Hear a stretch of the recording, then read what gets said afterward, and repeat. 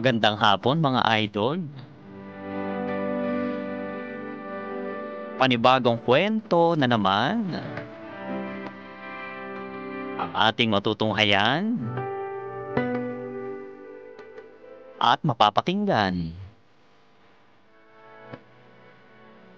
dito sa Dear IFM. Ako si Idol James Ray.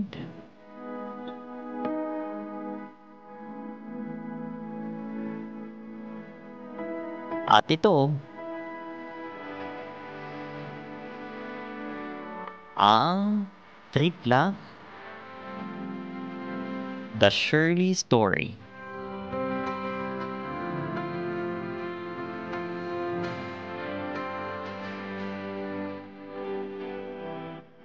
Dear IFM, magandang hapon mga idol. Tawagin niyo na lang ako sa pangalang Shirley. Ambisyosa, mataas ang pangarap, gustong sumaya sa buhay.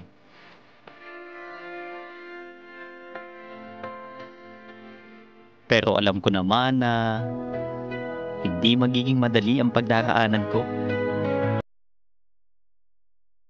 para makuha ko lahat ng yan. Mabuti na lang at medyo nakukuha ko na yung pangatlong goal ko. Ang maging masaya sa buhay. May maayos akong trabaho at masaya ang puso. Dahil sa boyfriend kong si Charles. Mayaman, wapo, at mahal na po.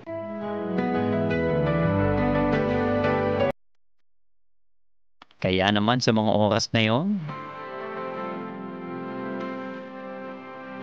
parang wala na akong mahihiling pa sa buhay ko.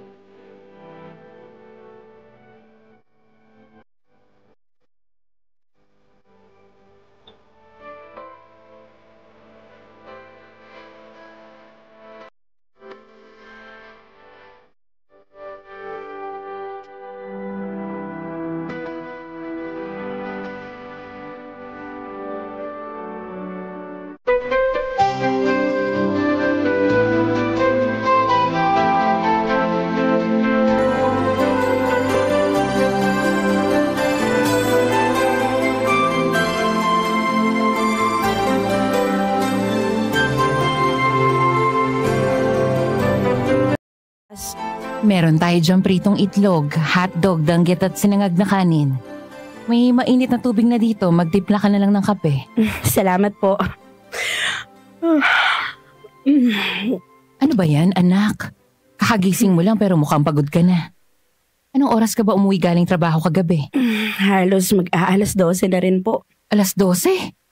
Ano bang klaseng kumpanya yung pinapasukan mo? Pinapauwi kayo na ganyang oras? Marami po kasi kaming tinapos muna sa office. Nag-inventory din po kami kagabi. Mabuti na lang pala at weekend ngayon. Makakapagpahinga ka buong araw. Oo nga pala, mag-grocery ako mamaya. May ipapabili ka ba? Naku, Nay. Ako na lang po ang gagawa nun mamaya. Ay, sus. Okay lang. Kaya ko naman ang sarili ko. Nay, alalahanin nyo na mahina ang puso nyo. Kung bakit ba naman po kasi ayaw nyo akong payagan na maghanap ng katulong para sa inyo? Kaya ko namang bayaran yun eh. Anak, gastos lang yun. Kung bibigyan mo pa ako ng katulong, wala nang matitira para sa'yo. Lahat ng sweldo sa akin na mapupunta. Mahal pa yung mga gamot na iniinom ko. Ay, naku ba, Nay? Kaya nga po ako nagtatrabaho para sa inyo eh. Tapos, magpapagod ka? Dapat nga po nagpapahinga ka lang ngayon eh. Mas magkakasakit ako kapag ganun. Ay, pasensya ka na kung nagiging pabigat na ako sa'yo. Dapat ngayon ini-enjoy mo na yung buhay mo. Kaso heto, malaki na agad yung responsibilidad mo. Sus, ang mama ko, nagdadrama na naman. Halika nga dito, Nay. Kahit kailan, alam mo, hindi ka naging pabigat sa akin. Tsaka, nag-e-enjoy naman ako sa buhay ko. Sa pag-aalaga sa'yo, tulad nung pag-aalaga mo sa akin nung maliit pa ako. Pero ang gusto ko, maging masaya ka pa rin. Masaya naman ako at si Charles ang nagpapasaya sa akin. Sigurado ka bang mahal ka niya talaga? Abay, oo naman, Nay. Nagpaplano na nga kami para sa future namin Kaya dapat magpalakas ka dahil ihahatid mo pa ako sa altar. Masaya naman ako na nakatagpo ka ng taong mamahalin mo. Ang gusto ko kasi maranasan mo yung sayang pinaramdam sa akin ng tatay mo nun. Nararanasan ko na yun, Nay. Mabuti naman kung ganun. Basta nandito lang ako palagi para sa'yo, ha? Kapag sinaktan at iniwan ka niya, tatandaan mo na nandito lang ako. Ako ang magmamahal sa'yo ng habang buhay. Huwag mong kakalimutan yon, ha? Opo, Nay. Opo. O sige, kumain ka na ng kumain dyan. Tapos magpahinga ka buong araw. Ako nang bahala dito. Dear IFM. Dear IFM.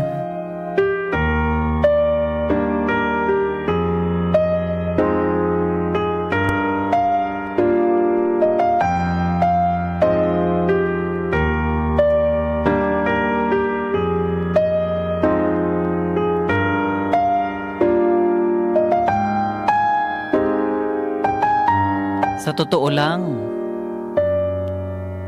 noon pa lang, gusto ko na talagang mag-settle down kasama si Charles.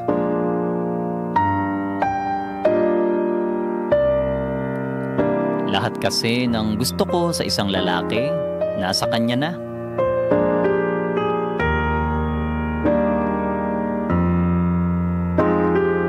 Kaya, bakit pa ako maghahanap ng iba, di ba?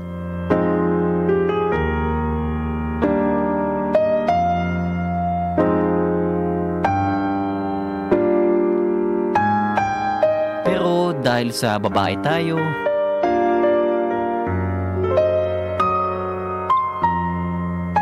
kailangan ko pa rin hintayin ang pagkakataon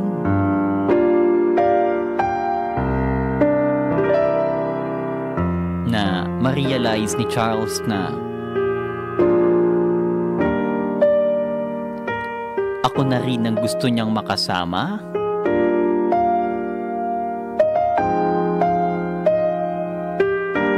Habang buhay.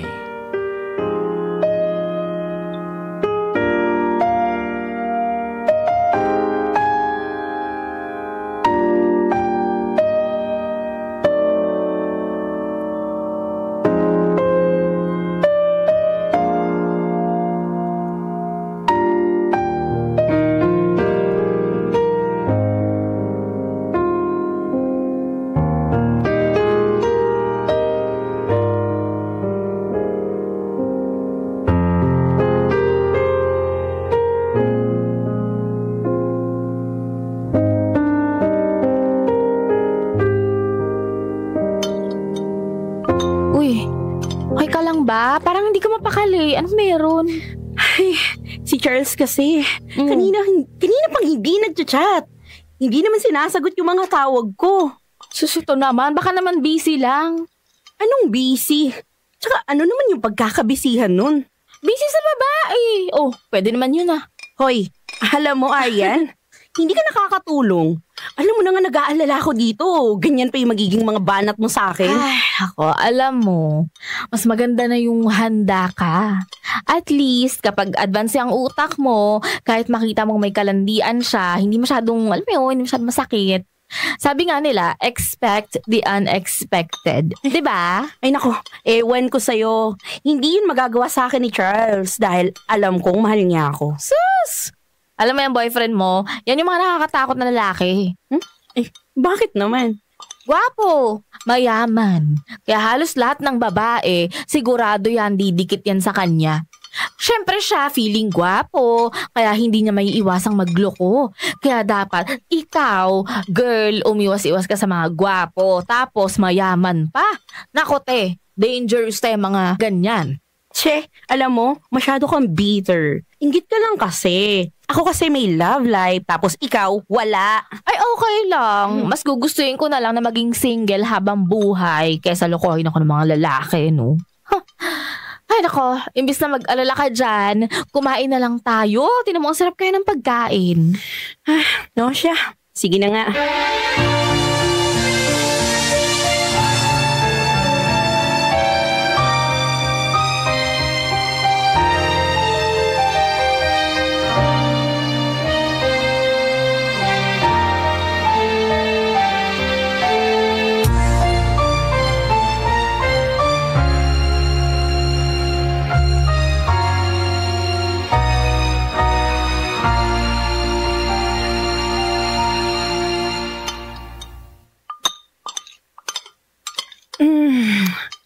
Ang sarap ng pagkain nila dito Nabusog ako ng sobra. O diba? Sabi ko sa'yo eh. Magaling akong pumili ng restaurant. Ano, bill out na tayo? Sige. Tapos mag-coffee tayo. Okay, sige. Waiter! Bill out. Thank you. Saan kaya masarap magkape? Ay, may alam ako. Masarap daw doon, pati yung cakes nila. Tikman natin. Sige. Teka, parang kilala ko yung lalaki na yun Arian, tingnan mo nga. Tingnan mo yung lalaki na nasa labas. Saan banda? Yung nakaputing shirt na nakatalikod. May kaakbay na babae. Dun sa bandang umalis yung babae? Oo, siya nga.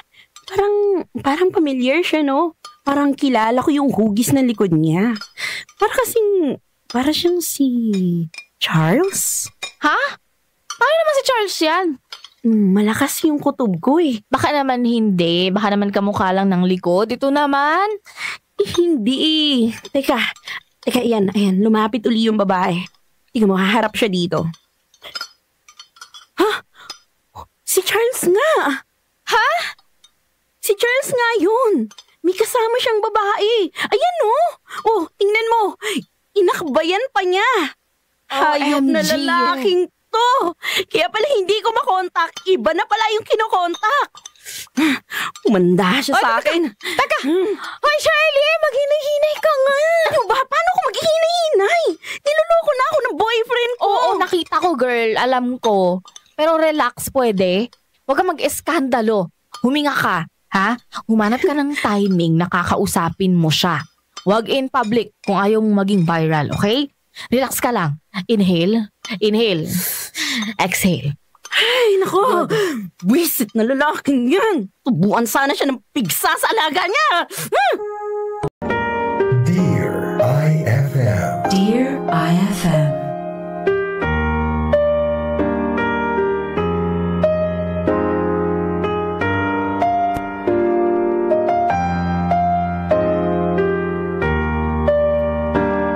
Mga idol, sa isang iglap, biglang bumagsak lahat ng pangarap ko.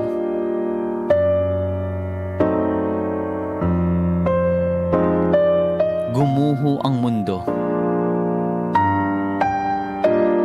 Nadurog ang puso.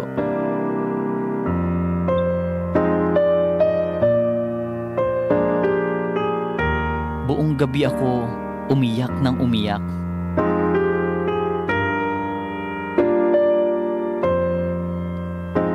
Nagtatanong kung bakit.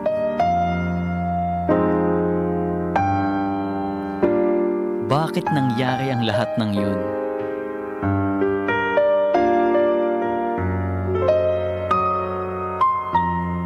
Bakit ako nagawang lokohin?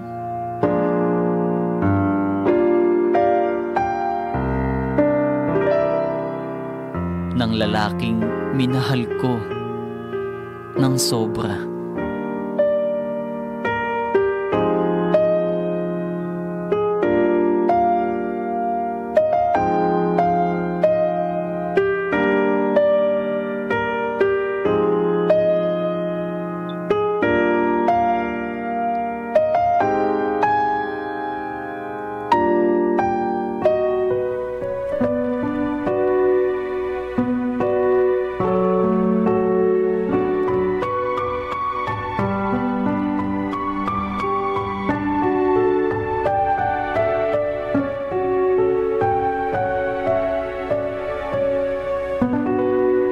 Shirley. Aray, para saan yun? Anong ginawa ko? Hayop ka! Manloloko ka! Visit ka! Minahal kita pero lolokohin mo lang pala ako! Hayop Ano ba? ka talaga, hayop! Tama na yun, Shirley. Hayop ka! Sandali nga lang, Shirley. Ano ba? Teka, pwedeng kumalma ka lang? Magagalit ka? Ikaw pa yung may karapatang magalit! Ano ba kasing problema mo? Nakita kita kagabi na may kasama kang babae. At wag na wag mong subukang i-deny dahil si Ari yan ang witness ko. Alam mo, magpasalamat ka sa kanya dahil siyang pumigil sa akin na sugurin ka at pahiyain kayo ng kabit mo. Ano? Hindi ka magpapaliwanag? Sino siya? Kailan mo pa ako niloloko at kailan mo siya lalayuan? Ano? Lalayuan? At bakit ko naman gagawin yun? So mas pinipili mo siya kaysa sa akin? Oo! At para sabihin ko sa'yo, mas nauna siya. Ikaw ang kabit sa relasyon namin. Anong sinabi mo? Mas nauna siya. Kaya itong buong relasyon natin, isa tong malaking kalokohan. Ikaw ang kabit, Shirley. Hindi siya. Ginawa mo akong kabit nang hindi ko man lang alam. Alam ka naman sabihin ko sa'yo, di ba? Hayop ka! Wala kang puso! Minahal kita ng sobra pero anong ginawa mo? Inabuso mo! Pinaglaruan mo lang ako! Hayop ka! Ngayon, alam mo na. Tinatapos ko na yung relasyon natin. Nakikipaghiwalay na ako sa'yo. At ikaw pa talaga yung may karapatang hiwalayan ako? Dahil mas mahal ko yung girlfriend ko kaysa sa'yo. Ang palipas oras lang naman kita eh. Oo, nagkagusto ako sa'yo. Pero mahal? Hindi mangyayari yun, Shirley. Kaya huwag ka nang umasa na ikaw ang pipiliin ko dahil ang totoo, hindi ka kapili-pili. Parati ka lang nasa option kaya ayoko na sa'yo. IFM. Dear IFM.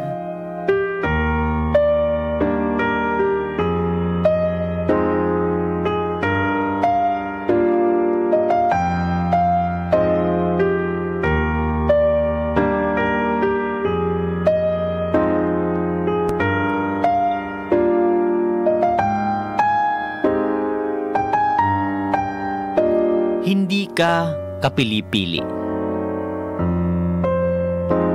Ang sakit pala marinig yun. Pagkatapos ng lahat ng ginawa ko para sa pag-ibig, sa bandang huli, sasaktan ka rin pala.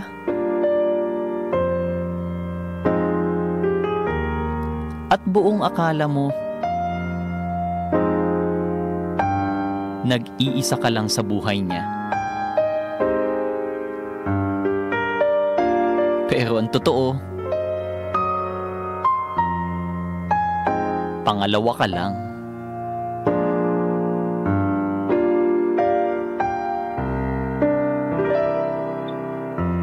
Parang sa buong relasyon niyo, pinagtripan ka lang. Ang sakit, 'di ba?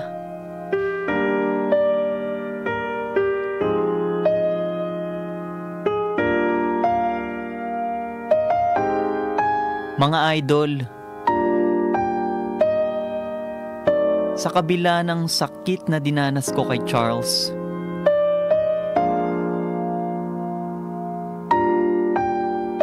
sinubukan ko pa rin mag-move on.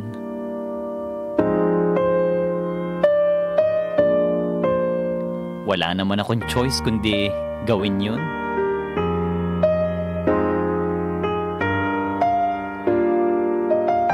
Hanggang sa nakilala ko si Onyok.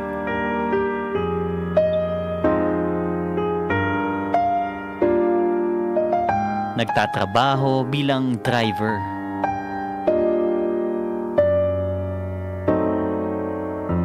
Mabait at masayahing tao si Onyok.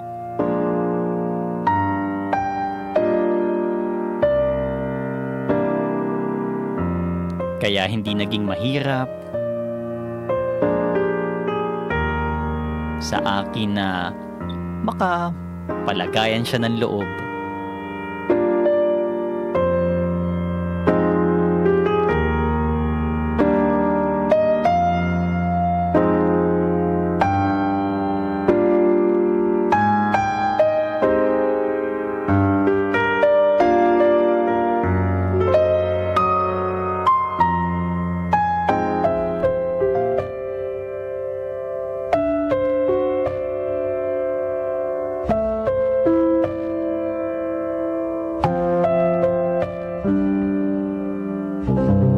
Wow!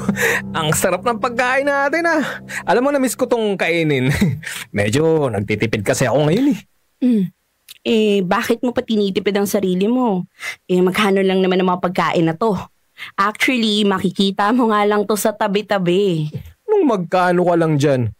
Uy, sa mga katulad kong mahirap lang, masakit na sa bulsa namin yung magbitaw ng 100 pesos para makapagmerienda lang, no? Bakit naging 100 pesos? Kikiam, isaw at fishball lang naman to. Siyempre, hindi ako papayag na isang stick lang ang kakainin ko.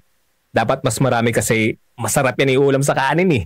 Tapos yung sausawan, yung suka, sibuyas at sili. Naku, nakaganang kumain. So, sobrang tinitipid mo talaga yung sarili mo. Oo. Bawat pisong kinikita ko kasi sa pamamasada ng van, mahalaga. Kaya nga minsan, hindi na lang ako kumakain sa gabi kasi ayokong gumastos. Kailangan ko kasing mag-ipon para sa pag-aaral ko. Buti nga wala akong pamilyang inalagaan ngayon eh. Teka, matanong ko lang. Nasaan nga pala yung mga magulang mo? May kanya-kanya na silang pamilya. Naghiwalay sila nung 15 anyos pa lang ako. Kaya mula nun, mag-isa ko na itinataguyod ang sarili ko. Kaya pasensya ka na kung ito lang ang mapapakain ko sa iyo ah. Huwag ka mag-alala, sa susunod. Halo-halo naman dito ang ipapatikim ko sa'yo. Mag-iipon lang ako. 100 pesos? Pag-iipunan mo pa? Hindi ka naman masyadong kuripot, no? Alam mo, ako na lang yung manlilibre sa'yo. Uy. Teka. Mag-o-order lang ako ng halo-halo, okay? Nako, wag na. Ayaw kong babayang nanlilibre sa akin. Nakakaya yun. Okay, sige. Ikaw ang bahala. Pero huwag kang mag-alala, Shirley. Ito ang pangako ko sa'yo. Kapag yumaman o magkapera man lang ako, ikaw ang una kong ililibre sa mga mamahali na kainan. Bakit ako? Hindi ba pwedeng pinsan o kamag-anak mo man lang? Ikaw ang pinaka-importanting tao sa buhay ko ngayon eh. Ha? Wala yun. Onyok, hindi wala yun. Magsabi ka nga, may dapat ba akong malaman? Gusto mong malaman ng totoo? Sige. Sasabihin ko na. Hindi ko sinasadya pero nararamdaman ko na unti-unti nang nahuhulog ang loob ko sa'yo. Puso ko. Alam kong sasabihin mo sa akin na may mahal ka ng iba pero hindi ko mapigilan ang nararamdaman ko sa'yo eh. Alam mo sa una pa lang, akala ko wala lang to. Akala ko natutuwa lang ako na kasama ka pero habang tumatagal, mas lumalalim kasi. Hanggang sa ito na nga. Mahal na pala kita. Pero hindi ka nababagay sa akin, Onyok. Okay? Alam kong magiging masama ako sa tingin mo. Pero, driver ka lang kasi. Alam ko naman yun. Kaya nga, hirap na hirap akong umamin sa'yo. Dahil ganyan, ang tingin mo sa akin. Pero sana, huwag mong tingnan yung estado ng buhay ko. Pakinggan mo ang sinasabi ng puso ko. Aalis na ako. Uy, sandali lang. Pakinggan mo ako. Kung hindi mo kayang pigilan yung nararamdaman mo sa akin, pwes, itigil mo na rin yung pakikipaglapit mo sa akin. Dear IFM. Dear IFM.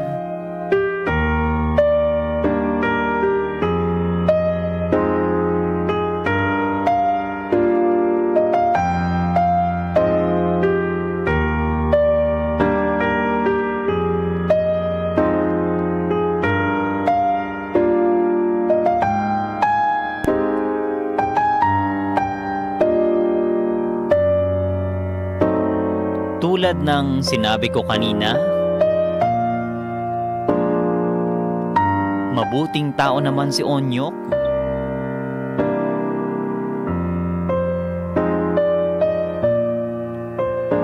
Kaya lang, hindi siya pasok sa standards ko.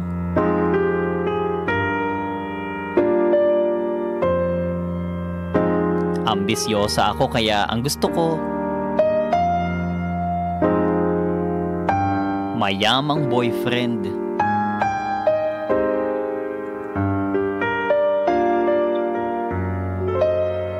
Yung alam ko na kapag nagpakasal kami,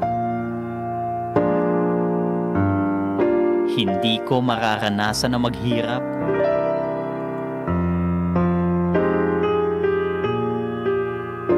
Pero dahil sa determinasyon na nakita ko kay Onyok,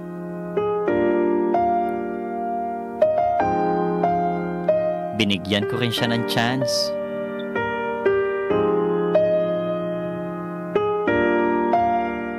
Na makapanligaw sa akin.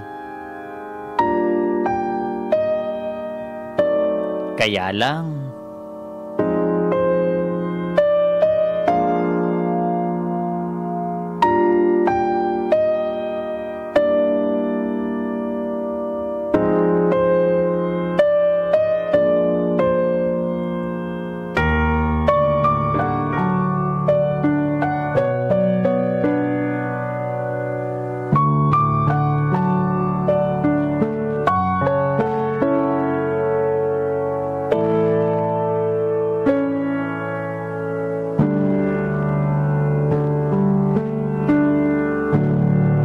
O bakit mo pa binigyan ng chance kung hindi rin naman pala bukal dyan sa loob mo? Naaawa ako. Ay sus. Tsaka isa pa, naisip ko na bakit hindi? Di ba? Akala ko may pagbabago. Wala Ay, nako. naman pala. Ano ba kasing pagbabago yung gusto mo, ha? My God, Aryan! Sa lahat ng mga lalaking dumating sa buhay ko, si Onyok ang pinakakuripot. Pinapakain ako sa kung saan-saan lang. Pakiramdam ko nga, magkakaroon na ako ng sakit dahil sa palaging isaw, fishball, tapos gulaman lang yung pinapakain niya sa akin. Paano na lang kung magkakatuluyan kami? Ano yung papakain niya sa akin? Street foods? Ay, nako. Alam mo, kung bakit hindi ka masaya, ha? Alam mo ba? Kung bakit palagi kang naiiwang mag-isa? Kasi hindi ka totoo sa sarili mo. Hindi ka marunong makontento. Ang gusto mo kasi, maging maginhawa ang buhay mo. Kaya kahit manloloko, basta mayaman, pinapatos mo. Tapos pag iniwan ka, iiyak-iyak ka dyan at ngangawa-ngawa ka. Binigay mo naman lahat pero wala pa rin. Kasi ang totoo, wala kang binibigay. Ang gusto mo, ikaw ang binibigyan. Sa totoo lang si Onyok na nilalait mo, yan ang nakikita kong magmamahal sa'yo ng totoo. Aanhin ko yung pagmamahal kung kumakalam naman yung sikmura ko. Ganyan naman pala nasa isip mo eh. At binigyan mo pa rin ng chance. Trip mo lang? Wala kang magawa? Wala ka rin naman palang pinagkaiba sa mga lalaking nanloko sa'yo eh. Sa kakapili mo ng mga manlulokong lalaki, nagiging katulad ka na nila. O eto, magmerienda muna kayong dalawa. Salamat ho, tita. Ay, naku, matamis pala yan, no? Nag-aalala ka na naman na baka may mangyari dyan sa ngipin mo. Ay, sus, Arian. Mag-toothbrush ka lang. Hoy, nagtututbrush ako. Ibahin mo ang toothpaste mo. Goodbye sa tooth decay. Unique toothpaste every day. O kung gusto nyo pang kumuha ng pagkain, kumuha lang kayo dun sa kusina. Sige po, Nay. Salamat. Onyok, nandyan ka pala, iho. Halika, pumasok ka dito. Onyok? Magandang hapon po, tita. Uwi na lang po ako. Bigla kasing sumama pakiramdam ko eh. Mauna na po ako.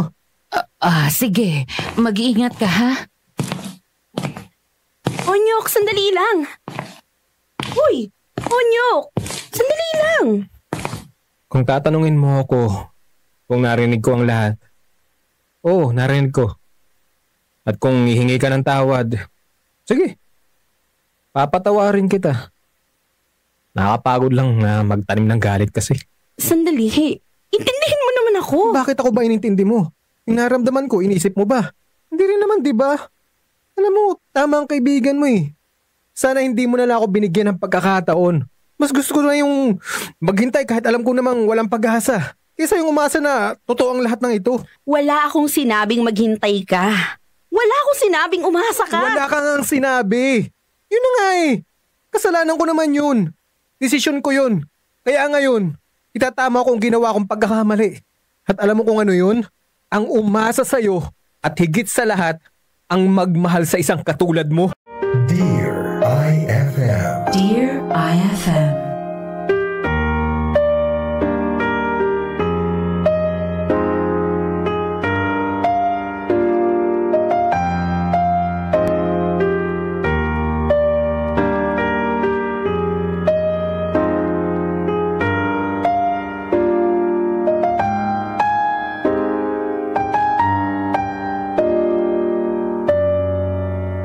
Hindi naman ganon katigas ang puso ko, mga idol.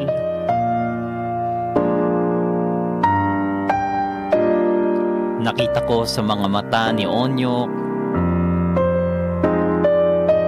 na sobra ko siyang nasaktan dahil sa mga sinabi ko.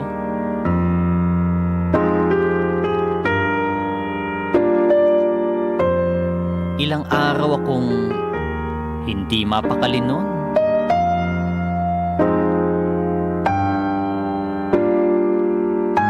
Dahil parang nasanay ako na parating nasa tabi ko si Onyok.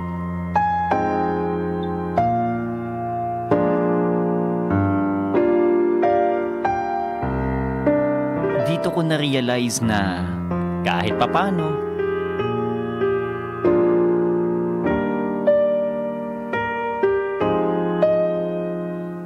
meron ng puwang sa puso ko si Onyok.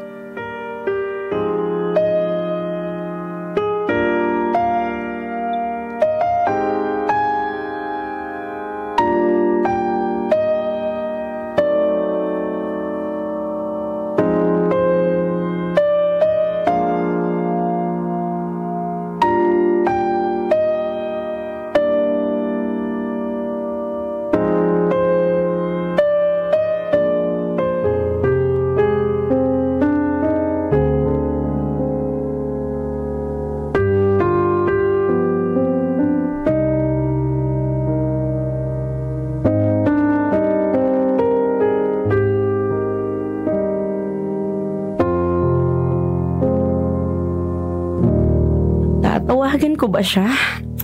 Baka kasi galit pa yun eh. Baka rin naman wala na.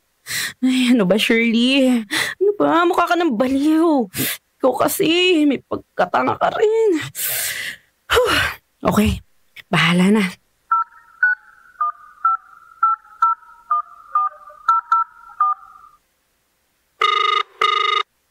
Nagre-ring. Huwag mo sagutin. Huwag mo sagutin. Huwag mo sagutin. Hello? Hi. Bakit ka napatawag? Birthday ni nanay sa Sabado. Bali, tinatanong niya kung makakapunta ka raw. Okay sabi. Pas muna ako ngayon. Busy kasi ako eh. Talaga? Ano bang ginagawa mo? Nag-i-enroll ako para sa college. Maraming dapat asikasuhin. Nice. Good to hear that. Yun lang ba ang tinawag mo? Oo. Sige, bye.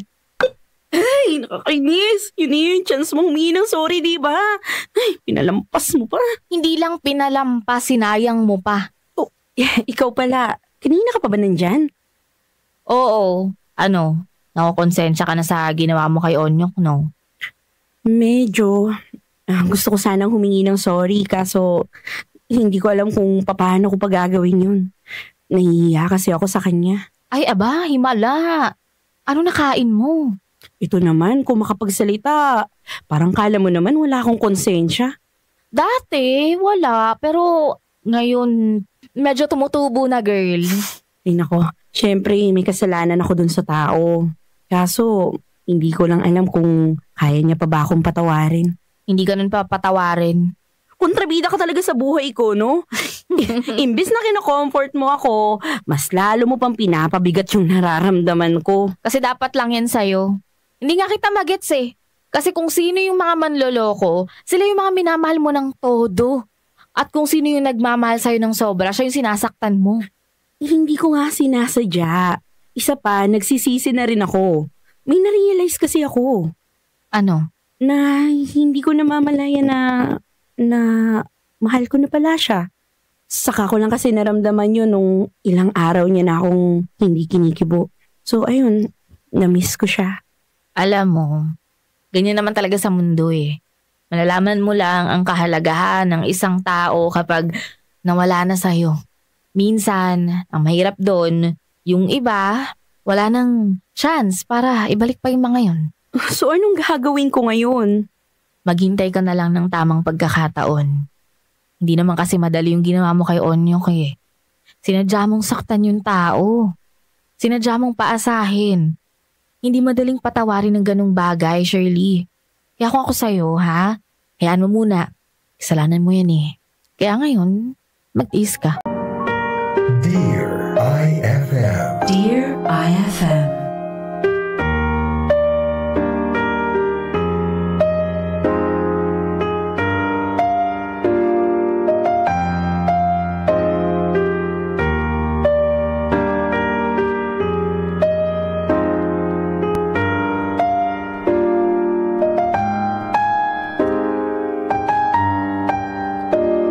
Mga idol,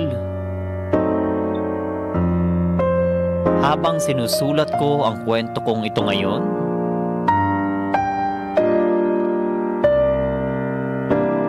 mga 2 linggo na akong hindi kinakausap ni Onyok.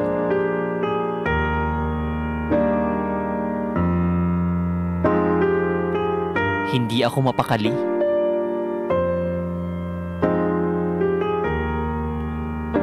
Gusto ko siyang kausapin pero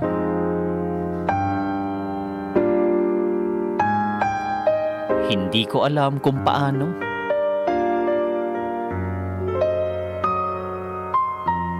Kung ano ang dapat kong sabihin.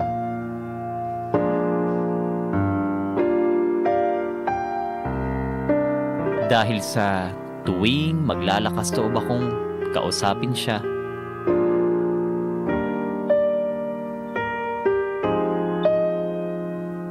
bigla akong napapaatras sa takot.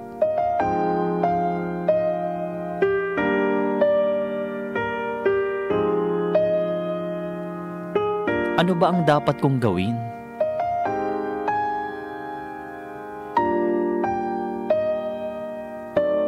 Sana ay mabigyan niyo ako ng payo.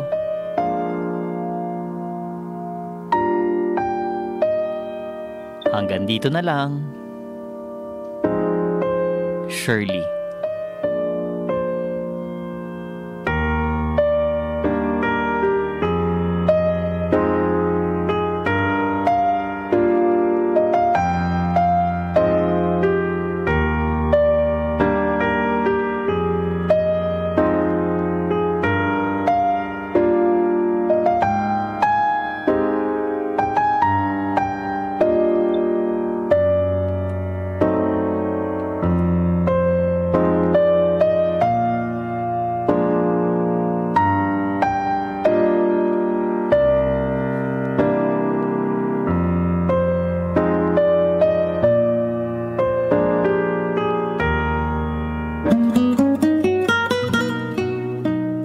Dramatista na nagbigay buhay sa storya natin ngayon sa Dear IFM.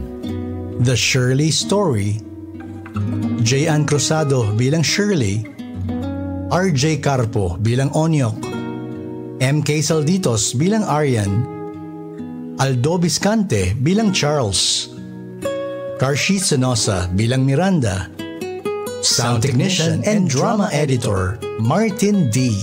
Sa panulat ni Arlene Bellarmino. Directed by Edu Horial.